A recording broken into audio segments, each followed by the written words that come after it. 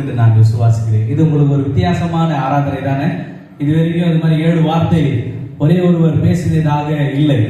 உங்களுடைய சபைகளிலே அமர்ந்திருக்கிறவர்கள் இல்லை வெளியிலிருந்து ஊழியக்காரர்களை அழைத்து வந்து பேசுவதுதான் உடைய சபையின் வழக்கமாக இருக்கும். இது மாறுபட்டு காணப்படுகிறது. ஒரு வித்தியாசத்தை கர்த்தர் நம்மள காண்பிப்பாராக. ஆமென். ஒருவரும் தலைகளை தாழ்த்தி ஆண்டவருடைய பரிசுத்தமுள்ள பொறுப்பாத்தை நம்ம ஒப்பு கொடுக்கலாம். கர்த்தர் இந்த நாளில அப்பா ஆண்டவர் எங்களோட பேசுங்கன்னு சொல்லிட்டு அந்த கண்களை மூடலாமா? ஆண்டவர் சமூகத்துல ஒரு நிமிடம் கண்களை மூடி தலைகளை தாழ்த்தி ஆண்டவர் சமூகத்துல இயேசுவே நீர் எங்களோடு பேசும், நீர் எங்களோடு பேசும், நாங்கள் கேட்கிறோம். என்னுடைய வார்த்தைகள் அல்ல, என்னுடைய மாம்சத்தின் வார்த்தைகள் அல்ல, பரலோகத்தின் மன்னாவை எங்களுக்கு என்று பிட்டு தரும்படியாய் உடைய சமூகத்தை நாங்கள் ஒப்பு கொடுக்கிறோம். இந்த வார்த்தைக்கு விரோதமாக எழுப்புகிற எல்லா சத்துருவின் கிரியைகளும், எல்லா சோர்வின் ஆவி, எல்லா மந்தத்தின் ஆவி, எல்லா செவிட்டுகிரியின் காதுகள், அப்பா கல்லாய் இருக்கிற எல்லா இருதயங்கள் இயேசுவின் நாமத்தினால எல்லா சதையாய் மாறட்டும் என்று நாங்கள் ஜெபிக்கிறோம். இந்த நாள் ஒரு அற்புதத்தை செய்யுங்க ஆண்டவரே. இந்த நாள் என்னோட வார்த்தைகள் அப்பா என்னுடைய இருதயத்தின் காயங்களை மாற்றட்டும். நீர் பேசும் நாங்கள் கேட்கிறோம். இயேசுவின் பரிசுத்தமான நாமத்தில் ஜெபிக்கிறோம் பிதாவே. ஆமென். இந்த நாளுக்கு ஒரு வேத பகுதியை யாராவது ஒருத்தர் வாசியுங்கள். மார்க்கு 15ஆம் அதிகாரம் 34ஆம் வசனத்தை வாசிக்கலாம்.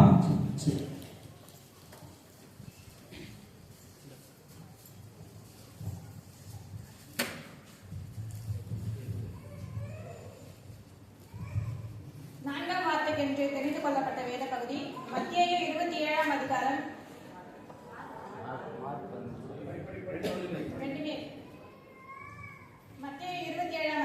வசனம் 45 முதல் 47 வரை.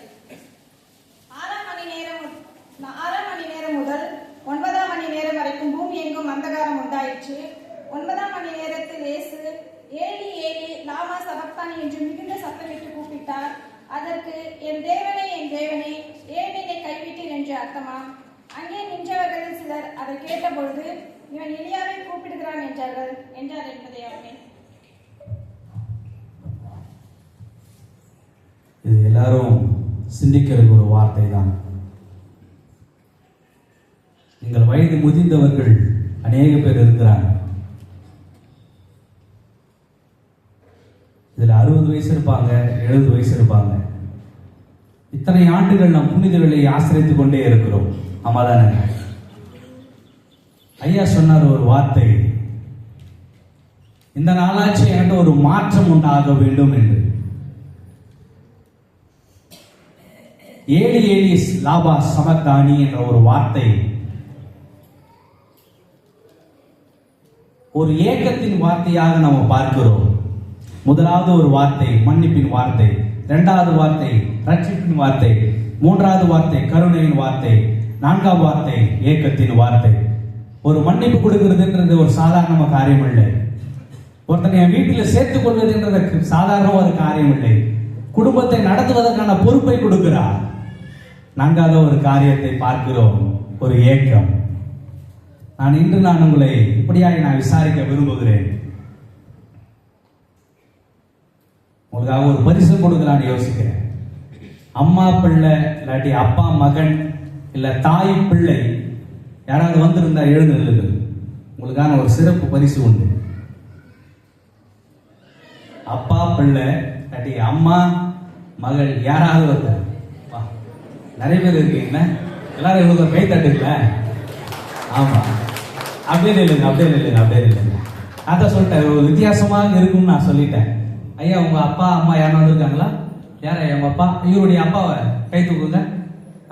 ஐயா இவருக்கு இருப்பா கை தட்டு. ஒரே ஐயா உங்க பிள்ளைக்காக நீங்க மறிச்சிட முடியுமா? செத்துட முடியுமா? ஐயா என்னமா சொன்னாரு? அதே எப்படி முடியாது. அம்மா உங்க பிள்ளை இருக்கிறாரு, கடைசியா இருக்கிறாரு, அவர் கை தூக்குங்களேன். ஆமா அம்மா இவருக்காக உங்க பிள்ளைக்காக நீங்க மறிச்சிட முடியுமா? நான் இதைதான் சுட்டிக்காட்ட விரும்புகிறேன். தன்னுடைய கர்ப்பத்தில் பெற்றெடுத்த தாய் தன் பிள்ளைக்காக ஜீவனை கொடுக்க மறுக்கிறார். ஆமென், அல்லேலூயா. தன்னுடைய வித்துல பிறந்த பிள்ளைக்காக தன் தகப்பனார் தன் ஜீவனை கொடுக்க மறுக்கிறார். ஆனால் நீங்களும் நானும் யார் என்றே தெரியாது ஒருவர் மரித்திருக்கிறார். உன்னுடைய பாவத்திற்காகவும் என்னுடைய சாபத்திற்காகவும் யாரோ ஒருவர் ரத்தம் செஞ்சிருக்கிறார். உன்னுடைய ரட்சிப்பின் வஸ்திரத்தை தரித்துக் கொள்ள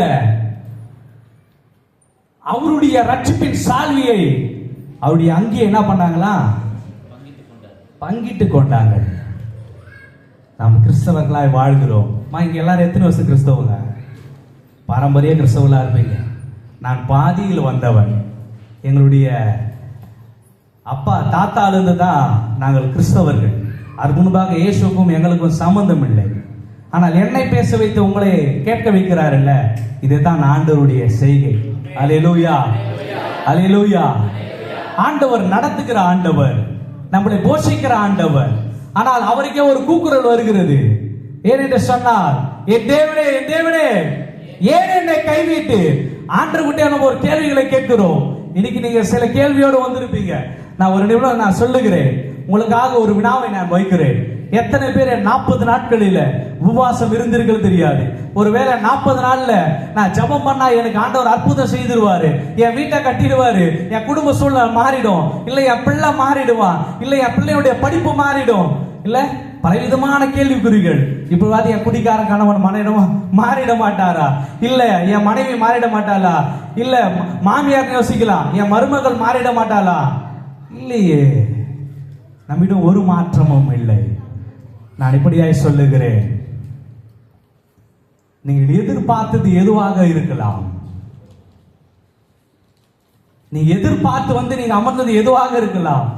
நான் ஐயா கிட்ட சொல்லிட்டேன், ஐயா நான் கொஞ்சம் வித்தியாசமா பேசுவேன் ஐயா, சபைக்கு எடுபடுமா என்னன்னு தெரியாது, என்கிட்ட வேற மைக்கு கொடுத்துட்டீங்க, நான் சாதாரணமா 3 மணி நேரம் பேசுறேன், இது எப்படின்னு முடிக்கும்னு தெரியலையே அப்படின்னு யோசித்து கொண்டே இருந்தேன். உங்கள் இருதயம் கலங்காது இருப்பதாக யோவான் 14:1 பிரகாரம் சரியான நேரத்திற்கு முடிக்கப்படும். எல்லாரும் கரங்களை ஊற்றி ஒரு அழியலிய சொல்லாமே. கர்த்தர் நல்லவர். நான் இன்றைக்கு என்னுடைய சபையில பேச வேண்டிய நான் இன்னைக்கு ஆண்டவர் இதே வார்த்தையை உங்களுடைய சபையில கர்த்தர் பேச வைத்திருக்கிறார். அதற்காக நான் ஆண்டவனை சோதரிக்கிறேன். இதுல 3 ஏக்கத்தை குறித்து நம்ம பார்க்க போகிறோம். முதலாவதான ஒரு ஏக்கம், கர்த்தர் உன்னுடைய இருதயத்தின் வாஞ்சையை கர்த்தர் நிறைவேற்றுவார். ஒரு ஆமென் சொல்லாமா? இந்த 40 நாள்ல நீங்க ரொம்ப பிரயாசப்பட்டு இருப்பீங்க. சில கறி சாப்பிடாம இருப்பீங்க, சில பூ வைக்காம இருப்பீங்க, சிலர் ஒருவேளை உபவாசம், சிலர் ஒருவேளை இரவு உபவாசம், எத்தனை உபவாசங்கள் நீங்க இருந்திருப்பீங்க. ஆனால் இந்த 40 நாட்கள் என்பது நீ வேதத்தின் அடிப்படையில் பார்ப்பது 40 என்பது ஒரு சுத்திகரிப்பை குறிக்கிறது. நான் இப்படியா கேட்க விரும்புகிறேன். 40 நாள்ல நான் இப்படியா சொல்றேன், 40 பாவத்தை விட்டுருக்கலாம்னு யோசிக்கிறேன். ஆமே? இல்ல ஒரு பொய் சொல்றதை விட்டு இருக்கலாம், ஒரு திருடுறதை விட்டு இருக்கலாம், ஒரு ஏமாத்துறதை விட்டு இருக்கலாம், இச்சைக்கிறதை விட்டு இருக்கலாம். இல்லாட்டி நான் 40 நாள்ல நாங்க இந்த டார்கெட் தான் நாங்க எடுத்தோம், 40 நாளுக்குள்ள வேதத்தை படிச்சு முடிக்கணும். நம்மகிட்ட இந்த தரிசனமே இல்லையே. ஆனால் நம்ம ஆண்டவர்கிட்ட ஏங்குறோம், அப்பா என் வாழ்க்கையில அற்புதம் செய்யுங்க, என் வாழ்க்கையில நிம்மதி இல்ல, என் வாழ்க்கையில சமாதானம் இல்ல, நான் இப்படியா தான் இருக்கணுமா? நம்ம வாழ்க்கையில ஆண்டவர் கேள்விக்குறியோட தான் நம்ம சபையில அமர்ந்து கொண்டு இருக்கிறோம். ஆமே? எத்தனை பேரு ஆமேன் சொல்றவங்க? நான் சொல்லுகிறேன், இந்த 40 நாள் நீங்க சரியாய் பயன்படுத்திருப்பேன் என்று சொன்னால் உங்கள் துக்கம் சந்தோஷமாய் மாறும். உன் ஏக்கத்தை, உன் விருப்பத்தை ஆண்டவர் நிறைவேற்றதான் ஆண்டவர் சிலுவையில ஒப்பு கொடுத்தார். நான் இப்படியா கேட்டேன், அந்த அம்மாவை கேட்டாக்கா 3 வாட்டி தலையாட்டிட்டாங்க. நான் தெரியாத மாதிரி கேட்கிறேன், 3 வாட்டி கேட்கிறேன், அம்மா உன் பிள்ளைக்காக ஜீவனை விட்டுருவியா? இல்லையா? ஆடு தலை ஆட்டு வெட்டுவாங்களே. யோசித்து பாருங்கள், நாம் எப்படியாக ஒரு வாழ்க்கை வாழ்ந்து கொண்டிருக்கிறோம். உன்னுடைய விருப்பத்தை, உன்னுடைய ஏக்கத்தை ஆண்டவர் நிறைவேற்ற அவர் சிலுவைக்கு ஒப்பு கொடுத்திருக்கிறார். நிச்சயம் நான் சொல்றேன், இந்த நாட்கள் நாம் சரியாய் பயன்படுத்தி இருப்போம் என்று சொன்னால் உன்னை ஆண்டவர் வாழாக்காமல் தலையாக்குவார். உன்னை கீர்த்தி புகழ்ச்சியமாய் தான் வைப்பார். நீ இருதயத்தின் வேண்டுதலை, அதாவது வசனம் எப்படியா சொல்லுகிறது, நீ ஜெபிக்க ஆரம்பிப்பதுக்கு முன்பதாகவே அவருக்கு தெரியுமா? அல்லேலூயா. அப்போ நம்முடைய இருதயத்தின் வாஞ்சை எப்படியா இருக்கிறது? நான் எங்கு சென்றாலும் இதை நான் சொல்லுவேன். உன் கஷ்டத்தை யார்கிட்டையும் சொல்லாத. நீ மனுஷன் முன்னாடி போய் அழாத. உனக்காக கொடுக்கப்பட்ட ஒரே பாதப்படி இந்த சிலுவை பாதப்படி தான். நீ அழ வேண்டியது ஒருவர்கிட்ட மட்டும்தான். நீ அழபோது அப்படியே எல்லாரும் அக்கா அண்ணா எல்லாம் பேசுவாங்க, பிரதர் எல்லாம் பேசுவாங்க. ஆனா பின்னாடி உன்னை குறித்து நகைப்பார்கள். இது எள்ளி நகையாடுகிற உலகம். நம்ம இந்த உலகத்தில் தான் நீங்களும் நானும் வாழ்ந்து கொண்டு இருக்கிறோம்.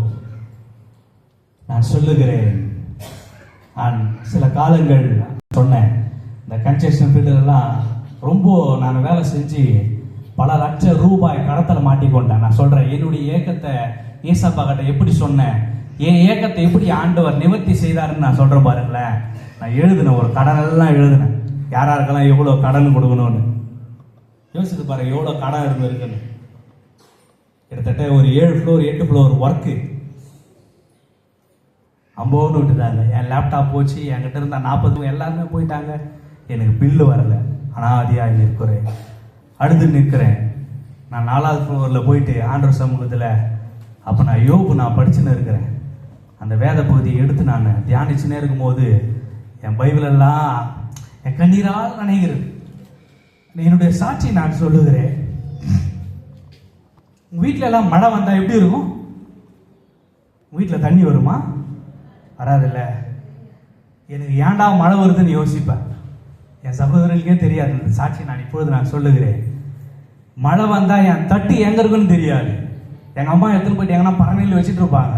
நான் தேடுவேன், தட்டு இருக்காது. மழை வந்தால் உங்கள் வீட்டில் எல்லாம் சன்லைட்டு அப்படியே 3 நாளாக உங்கள் வீட்டில் பார்க்க முடியாது. எங்கள் வீட்டில் எல்லாமே பார்ப்போம். சன்லைட் பார்க்கணுமா, நான் படுத்துனது ஆயா குட் மார்னிங் நான் தான் சொல்லுவேன். குட் நைட்டு நிலாவை பார்த்து நான் தான் சொல்லுவேன். அப்படியே அந்த வாழ்க்கையை நான் என் வாலிபத்தை இயேசுக்காக நான் ஒப்பு கொடுத்தேன். ஒரு காரியத்தை மாத்திரம் நான் செய்தேன். என்னுடைய ஏக்கத்தை நான் ஏசப்பா கிட்ட சொல்ல மறந்துட்டேன். அவருடைய ஏக்கம் என்னன்றதை நான் கேட்க ஆரம்பிச்சேன். அல்லேலூயா. இன்னைக்கு எங்களுக்குன்னு சொல்லிட்டு நிரந்தர வீடை கொடுத்திருக்கிறார். 100 பேர் வந்து தாங்கன்னா அவ்வளவு சாப்பாடு கொடுக்க ஆண்டவர் வைத்திருக்கிறார். அல்லேலூயா. எங்களுக்கு என்று நிறுவனத்தை கொடுத்திருக்கிறார். எங்களுக்கு என்று நிலங்களை கொடுத்திருக்கிறார். நான் சொல்றேன், குப்பையில கிடந்த என்னையே ஆண்டவர் என் ஏக்கத்தையே நிறைவேற்ற முடியும்னு சொன்னா உன் ஏக்கத்தை ஆண்டவர் நிறைவேற்றாமல் விட்டுருவாரா? அல்லேலூயா. நான் இப்படியா சொல்லுகிறேன். நான் இப்படி கேட்க ஆரம்பிச்சேன், அப்பா என் ஏக்கத்தை பார்க்காதீங்க ஆண்டவர், என்னுடைய ஏக்கம் வேண்டாம். நான் ஆண்டவருக்கு இப்படியா கேட்க ஆரம்பிச்சேன், அப்பா உங்க ஏக்கம் என்ன, உங்க விருப்பம் என்ன? நான் 2வது காரியத்தை தான் நான் சொல்ல விரும்புகிறேன். முதலாவது, உங்களுடைய ஏக்கத்திற்காக ஏங்குவதை விட்டுவிட்டு அவருடைய ஏக்கத்தை ஆண்டவர் புரிந்து கொள்ள வேண்டும். சிலுவையில பார்த்தோம், அப்பா அவர் ஏங்குறாரு, என் தேவனை இவ்வளவு நேரம் கூட இருந்தீங்களே, இவ்வளவு நேரம் கூட இருந்தீங்களப்பா, இவ்வளவு நேரம் சிலுவைக்கு ஒப்பு கொடுக்கிற நேரம் வரைக்கும், யூதாஸ் காட்டி குடிக்கிற நேரம் வரைக்கும், நம்மள கள்ளர்கள் நம்மளை பிடிக்கிற நேரம் வரைக்கும், எவ்வளவு நேரம் வரைக்கும் என் கூட இருந்தீங்களே, இப்ப நான் அனாதையா தூங்குகிறேனே, என்னை விட்டு விட்டீரே. ஒரு கேள்வி, இதே கேள்வியோடு தான் நீங்களும் இங்க அமர்ந்து கொண்டு இருப்பீங்க. நீங்க நம்பினீங்கல்ல, உன் நம்பினவர்கள் எல்லாம் உன்னை கைவிட்டுருவாங்க.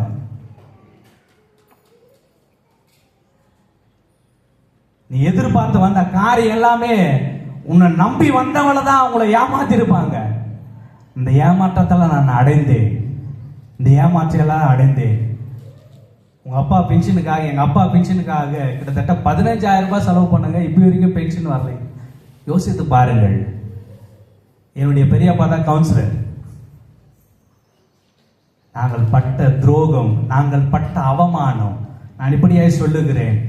என்னையும் ஆண்டவர் உயர்த்த முடியும், நிக்க வச்சு உங்க முன்னாடி சாட்சி சொல்ல வைக்க முடியும்னா, நீங்க எல்லாம் பரம்பரை கிறிஸ்தவர்கள், நீங்க எல்லாம் வேரிலிருந்தே வந்தவர்கள், நீங்க எல்லாம் கிளையில இருந்து வந்தவர்கள் இல்ல, நீங்க எல்லாம் வேரிலிருந்தே வந்தவர்கள்.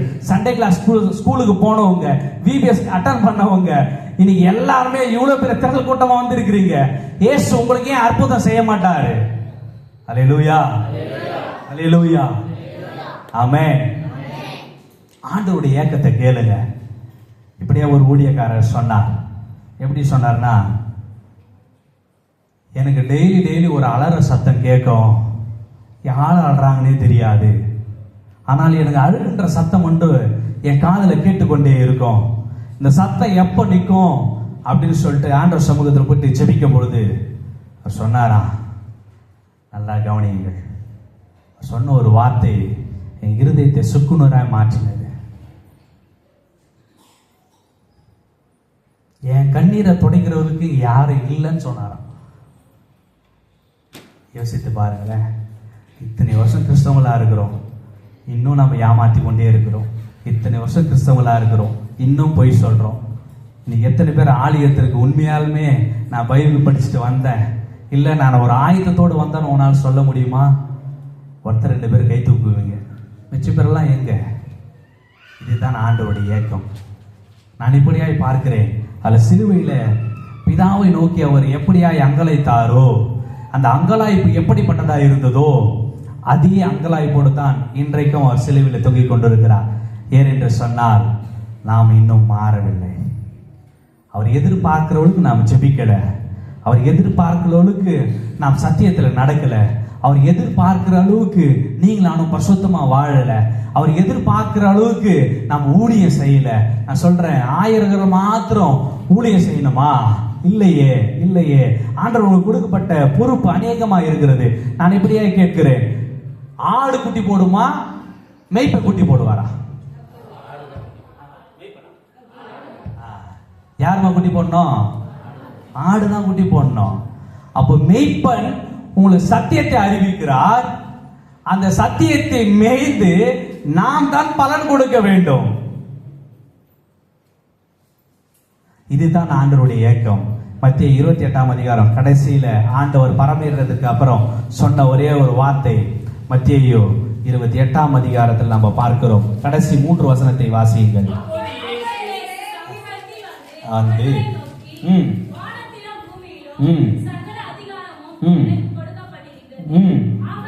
ஆகையால் நீங்கள் புறப்பட்டு போய் சகல ஜாதிகளையும் சீஷராக்கி, ஆமென், ஞானஸ்நானம் கொடுத்து நான் உங்களுக்கு கட்டளையிட்ட யாவையும் அவர்கள் கை கொள்ளும்படி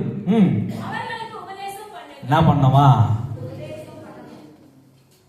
நான் மட்டும் நல்லா இருந்தா போதும் பிரதர், என் குடும்பம் மட்டும் நல்லா இருந்தா போதும், என் சொந்தக்காரன் மட்டும் நல்லா இருந்தா போதும். நாம் இப்படிதான் யோசிக்கிறோம். இயேசுடைய ஏக்கத்திற்கு இங்க வேலையே இல்லை. அவர் சிலுவையில் பேசின வார்த்தைக்கு நாம் 7 வார்த்தைகளை நாம் தியானித்து கொண்டே தான் இருக்கிறோம். வருடந்தோறும் வித்தியாசமா சொல்றோம், வித்தியாசமா நம்ம சத்தியத்தை கேட்கிறோம். நான் இப்படியா சொல்லுகிறேன், நம்மளுக்கு 52 வாரம். ஆமா தானுங்க? சத்தமா சொல்லுங்களா, எத்தனை வாரம்? 52 வாரம் சத்தியத்தை கேட்டு நாம் இன்னும் விசுவாசியாவே இருக்கிறோம். ஒரு பக்கம் அவிசுவாசியா இருக்கிறோம். உங்களால் இயேசுக்கு என்ன லாபம் இருக்கிறது? ஒருவேளை இங்க நல்ல ஒரு படித்தவர்கள் இருக்கலாம், படித்து கொண்டு இருக்கலாம், பட்டதாரியா இருக்கலாம், பிசினஸ் மேனா இருக்கலாம், பெரிய தொழில் செய்யறவங்க இருக்கலாம். யாரும் நீங்க இருந்து இயேசுக்கு என்ன லாபம்? ஒரு லாபம் இல்லை. ஏனென்று சொன்னால் அவருடைய ஏக்கம் வித்தியாசம். ஒரு கூட்ட ஜனங்கள் அழிந்து கொண்டிருக்கிறார்கள், அவர்களுக்காக யார் ஜெபிப்பது? உன்னுடைய சுகத்திற்காகவே நாம் கிறிஸ்தவர்களாக இருந்து நாம் ஜெபித்துக் கொண்டிருந்தால் இயேசுவின் ஏக்கத்தை நம்ம எப்போது நிறைவேற்ற போகிறோம்? இல்லையே, நாம் சோர்ந்து போய் தான் நாம் இருக்கிறோம். நான் எப்படியாய் சொல்லுகிறேன், உங்களுடைய வாழ்க்கையில் அற்புதம் நடக்கணும் என்று சொன்னால் இயேசுக்காக நீ ஏதாவது ஒரு காலடி வைத்து பாருங்கள். நான் இப்படிதான் என் வாழ்க்கையை நான் தொடங்கினேன், என் வாலிபத்தை தொடங்கினேன். 13 வருஷம் சிறுவல் ஊழியத்தில் இருந்தேன். ஆமேன்னு சொல்லுங்களேன். இப்ப இத்தனை வருஷமா சுவிசேஷ ஊழியத்தில் ஆண்டவர் பயணிக்க வைக்கிறார். நேரம் கிடைக்கும் போதெல்லாம் இசைகளை வாசிப்பேன். வாசிக்காத நீங்க ஹஸ்பண்ட் சாம் எல்லாம் ஒட்டி இருக்கிறீங்களா? ஏப்ரல் 10ஆம் தேதி வந்திருக்கிறாரு, எங்களுக்கு ரொம்ப நெருங்கிய நண்பர். அவங்களுக்கெல்லாம் போயிட்டு நாங்கள் வாசிச்சிருக்கிறோம். எங்களையெல்லாம் ஆண்டவர் பயன்படுத்தும் போது உங்களை ஏன் பயன்படுத்த மாட்டேங்கிறார்? நான் சொல்றேன், ஆண்டுக்கு நாம் ஒப்பு கொடுக்கணும். அல்லேலூயா. 40 நாட்கள் மிகவும் முக்கியமான நாட்கள். நீங்க இதை எப்படி நினைக்கிறீங்களோ தெரியாது. ஒவ்வொரு நிமிஷமும் எங்களை கதி கலங்க வைக்கும். ஏனென்று சொன்னால் இது சுத்திகரிப்பின் நாட்கள். இந்த 40 நாள் எதற்காக அனுசரித்தார்களோ எனக்கு தெரியாது. நான் இப்படிதான் விசுவாசிக்கிறேன். இந்த 40 நாள் ஒருத்தன் சரியா இருந்துட்டான்னு சொன்னா அவன் அந்த ஆண்டு முழுவதும் சரியா இருக்க முடியும். அந்த ஆண்டு முழுவதும் சரியா இருந்தான்னு சொன்னா அவன் வாழ்நாள் முழுவதும் சரியா இருக்க முடியும். இந்த 40 நாள்ல நீ ஆண்டவர்கிட்ட நீ எவ்வளவு நெருங்கி ஜீவிக்கிறியோ அவ்வளவும் வாழ்க்கை ஃபுல்லா நீ ஆண்டவர்கிட்ட நீங்க நெருங்கி ஜீவிக்க முடியும். நாங்கள் சேலம் பகுதியில ஊழியத்திற்காக சென்றிருந்தோம். அங்கு ஒருவர் ரட்சிக்கப்பட்டார். அங்கு நிறைய பனைமரங்கள் இருக்கும். நல்லா கவனியுங்கள். அவர் என்ன பண்ணுவாரு, பனைமரத்தில் ஏறிட்டு கல் எடுத்துட்டு சுண்ணாம்பெல்லாம் தடவிட்டு அது ஏதோ சொல்லுவாங்க, அது மருந்து கலக்கிட்டா போதையா மாறிடும், அப்படி இல்லைன்னு சொன்னா பதநீர், அப்படி அந்த சூழ்நிலை. இவரை நாங்கள் கிராம ஊழியத்துக்காக போகும்போது வந்து ஒப்பு கொடுத்துட்டு ஜோம் வந்துட்டு ஆண்டவரை ஏற்றுக்கிறார். நல்லா கவனிங்களேன். பனைமரத்துப்பட்டி என்ற பகுதியில் சேலத்தில் இவர் மேலே ஏறும் போதெல்லாம் மனசு குத்துமா, என்னடா இது நம்ம கல் இது பண்ணுறோமே அப்படி. மேலே வரைக்கும் போயிடுவாராம். சே இன்னைக்கு ஒரு நாள் தானே குடிச்சிட்டா போகுது சொல்லிட்டு மருந்து கலக்கி வச்சுட்டு குடிச்சிட்டு வந்துடுவாராம். இது தொடர்ந்து இப்படியே நடந்து நினைச்சான். நடந்து கொண்டே இருக்கும்போது ஊழியர்கிட்ட வந்து சொன்னாராம், ஐயா நான் குடிக்கக்கூடாதுன்னு நினைக்கிறேன், ஆனாலும் எனக்கு குடிக்காமல் இருக்க முடியல. மேலே போன பிறகு என் மைண்டு மாறிட்டு நான் குடிச்சிட்றேன் ஐயா, நான் என்ன செய்யறதுன்னு தெரியல. நல்லா கவனியுங்கள். அவர் என்ன பண்ணார், ஒரு ஜோம் பண்ணி ஐயா அங்கே மாட்டிக்கிற மாதிரி ஒரு சிலுவையை மாட்டி விட்டார். இந்த சிலுவை என்பது அவர் இருதயத்தில் மேலே ஒரு வாட்டியும் ஏறும் போதும் அது நெஞ்சில் குத்துது. ஏய் நீ மேலே ஏறடா, இது உனக்கு நெஞ்சில் குத்துது. ஒரு படியா ஏறாரு. மேலே ஏறிட்டதுக்கு அப்புறம் மைண்டு மாறிடுது. இந்த சிலுவை இங்கே இருக்கிறதுனால தானே குத்துது. அந்த கயிறு பின்னாடி போட்டாராம். சிலுவை எங்கே போச்சுங்க, பின்னாடி போச்சு. மருந்து கலக்கி குடிச்சிட்டு வந்துட்டாராம். இது யோசித்து பாருங்கள். நாமும் ஆலயத்தில் அமரும் போது மட்டும் இல்லை, சிலர் தங்க நகையிலும் தாலியிலும் சிலுவை நம்ம மாட்டிக்கொள்கிறோம். ஆனால் அந்த சிலுவை எதற்காக, அது பெருமையின் அடையாளம். நீங்கள் நினைக்கிறீங்களா? இல்லை, அந்த சிலுவை பார்க்கும் போதெல்லாம் நம்மளுக்கு யோசிக்கணும், இயேசு எனக்காக மரித்தார் என்ற ஏக்கம் நம்மளுக்கு உண்டாகணும். இந்த பாவ குற்ற உணர்ச்சி நம்மளுக்கு உண்டாகணும். ஆண்டவர்கிட்ட நாம் ஒப்பு கொடுக்கிறதே இல்லை. ஆண்டவர்கிட்ட எப்போ ஒப்பு கொடுப்போம்? மருத்துவமனையில் போயிட்டு உயிருக்காக போராடும் போது, இல்லை உன் பிள்ளை எக்ஸாம் எழுதும் போது, சாகும் போது சங்கரா சங்கரா சங்கரான்றான் நம்ம. அது மாதிரி ஒரு சூழ்நிலை தான் நாம் ஆண்டவர்கிட்டே வரும். இல்லை என்றால் சொன்னால் இயேசு உங்களுக்கு சம்மதமே இருக்காது. இன்னைக்கு வருவோம், துக்க கஞ்சி குடிப்போம், இல்லை ஏதாவது சாப்பிட்டு நேராக வீட்டுக்கு போயிடுவோம். மறுநாள் பழைய குருடி. இதுதான் நம்முடைய வாழ்க்கை. இதற்காக ஆண்டவர் சிலுவையிலே தொங்கவில்லை. இதற்காக ஒரு அங்கலாய்க்கவில்லை. இதற்காக ஆண்டவர் பரிதபிக்கவில்லை. ஆண்டவர்களை நேசிக்கிறவர்களாக, ஆண்டவர் சமூகத்தில் நாம் விட்டுக் கொடுக்கிறவர்களாக, ஆண்டவருக்காக ஏதோ ஒரு காரியத்தை செய்ய வேண்டும் என்ற ஒரே ஒரு நோக்கத்தான். ஆண்டவர் சிலுவையில பரம ஏறினதற்கு பிறகு ஆண்டவர் நம்மளுக்கு ஒரு கட்டளை கொடுத்திருக்கிறார். நீங்கள் எல்லாம் போயிட்டு என்ன பண்ணோமா, நாங்கள் கோவை பட்டணத்தில் போனப்போ ஒரு பெரிய சர்ச்சு ஊழியத்தை முடிச்சிட்டோம். ஊழியம் முடிச்ச பேருக்கு ஒரே ஆளு கூட இல்லை. என் கூட அந்த ஊழியக்காரர் கேட்டார் திடீர்னு, என்ன பிரதர் எல்லாம் ஊழியத்தை கிளம்பிட்டாங்களா அப்படின்னு. நாங்கள் கார் எடுத்துன்னு கிளம்புறோம், எல்லாம் கறிக்கடலையும் மட்டன் கடலையும் சிக்கன் கடலையும் நின்றுக்கிறாங்க. யோசித்து பாருங்கள், நம் கிறிஸ்தவ வாழ்க்கை இவ்வளவுதான் இருக்கிறது. நான் 40 நாட்கள் நான் எப்படியாய் பயன்படுத்தினேன் சொல்றேன். 40 நிமிஷம் ஜெபம், 4 நிமிஷம் ஜெபம். 40 நாள் வேதத்தை படிச்சு முடிச்சிருக்கலாம். 40 நாள் விட முடியாத பாவத்தை விட்டுருக்கலாம். 40 நாள்ல ஒவ்வொரு நாளும் ஒவ்வொருத்தருக்காக நீ ஜெபம் பண்ணினா 40 ஆத்மாவை நீ அறுவடை பண்ணியிருக்கலாம். இல்ல அட்லீஸ்ட் 4 பேருக்கு சுவிசேஷத்தை சொல்லி இருக்கலாம். இந்த 40 நாட்கள் நீங்க என்னத்தை பயன்படுத்தினீர்கள்? ஆண்டவர் உங்களை வந்து கேட்பார், சிலுவையில் சொன்ன வார்த்தையை கேட்டியப்பா, எனக்காக என்ன செய்த? பெருங்கையாய் கடந்து வந்தே, பெருங்கையாய் திரும்பி போவேன் இதுதான் நம்முடைய வாழ்க்கை. நீ வெறும் கையாய் ஆண்டவர் சமூகத்தில் வந்து அமர், வெறும் கையாய் உன்னுடைய ஆராதனை செலுத்திவிட்டு இயேசு உனக்கும் சம்மந்தம் இல்லாத ஒரு வாழ்க்கையை வாழ்ந்து கொண்டு இந்த சிலுவை தியானத்தில் நாம் இருப்போம் என்று சொன்னார், உனக்கும் எனக்கும் ஒரு பிரயோஜனம் இல்லாத வாழ்க்கை நாம் வாழ்ந்து கொண்டு இருக்கிறோம். அல்லேலூயா. நாங்கள் ஐயா ஃபர்ஸ்ட்ல பேசும்போது நல்லா பேசுன மாதிரியே இருந்துச்சு, ஏதோ திட்டுற மாதிரியே இருக்குது. நான் சொல்றேன், இதனை போதிக்காவிடில் எனக்கு ஐயோ. கிறிஸ்தவர்கள் உண்மையான கிறிஸ்தவர்களாக இருந்தாலுமே போதும், புறஜாதிகர் உடத்தில் வந்து மண்டிடுவார். நான் சொல்றேன், மன்னிப்புன்னு சொல்லிட்டு ஐயா அவ்வளோ அழகா பேசினார். எத்தனை பேர் புரிஞ்சதுன்னு தெரியல. உன் அண்டாயா பக்கத்து வீட்டுக்காரர்கிட்ட போயிட்டு உன்னுடைய ஹிஸ்டரியை கேட்டால் தான் தெரியும். மன்னிக்க முடியறதில்லை. சொந்த சிநேகிதன் உன்னால் ஏற்றுக்கொள்ள முடியவில்லை. நம் சொந்த குடும்பத்துக்கு நாம் துரோகம் செய்கிறோம். இயேசு எத்தனை வாட்டி நம் சிலுவையில் அறைகிறோம் என்று தெரியுமா? நீ ஒரு வாட்டி நம்ம பாவம் செய்யும் போதெல்லாம் இயேசுவை நாம் சிலுவைக்கு ஒப்பு கொடுக்கிறோம் என்று அப்போஸ்தலன் பவுல் சொல்லுகிறான். நீங்கள் நான் என்னத்தை செய்ய போகிறோம்? இயேசுவின் கண்ணீரை துடைக்க போகிறோமா, இல்லை மீண்டுமாய் பாவம் செய்து ஆண்டவர் சமூகத்தில் நாம் மண்டிட்டு நாம் நமக்காக அழுது கொண்டிருக்க போகிறோமா? சிந்தித்து பாருங்கள். இந்த நாளிலும் ஒரு வசனத்தை வாசிக்கலாம். ரோமர் 5:8 வாசியுங்கள். ஆமென். மரித்ததினாலே அன்பை விளங்க பண்ணினார். யோசித்து பாருங்க, இதுதான் அந்த அன்பு, இதுதான் அதனுடைய இயக்கம். அவர் இன்னைக்கும் நம்ம பார்த்து பரிதபிக்கிறவராக இருக்கிறார். ஆண்டவர் சமூகத்தில் நாம் நம்மளை ஒப்பு கொடுக்கலாம். முடிந்தவர்கள் எழுந்து நின்று ஆண்டவர் சமூகத்தில், இது கடைசி நேரம், கடைசி நிமிடம். இந்த நாள் நீங்கள் கணக்கு போட்டு பார்த்தீங்கன்னா கூட அடுத்த வருஷம் எத்தனை பேர் உயிரோடு இருப்புன்றது தெரியாது. ஒருவேளை சடுதியில் நம்மளுக்கு மரணம் வரலாம்.